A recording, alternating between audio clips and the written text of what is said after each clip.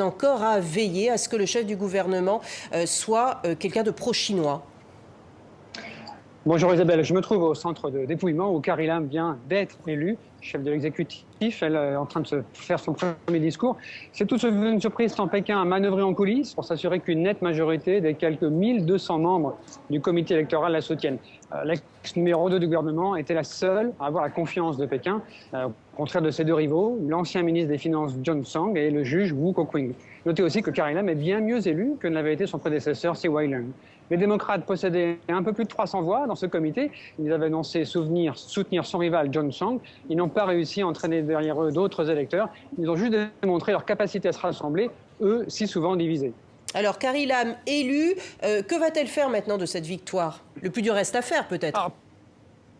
Absolument. Le plus dur commence pour Carrie Lam, car au sein d'une majorité de la population qui lui préférait John Tsang, elle apparaît comme une marionnette au seul service de Pékin, une simple copie de son très impopulaire prédécesseur.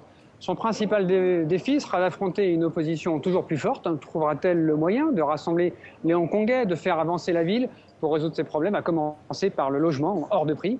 Elle a aussi dit qu'elle ne relancerait pas le processus de réforme politique, supposé donner à Hong Kong le suffrage universel.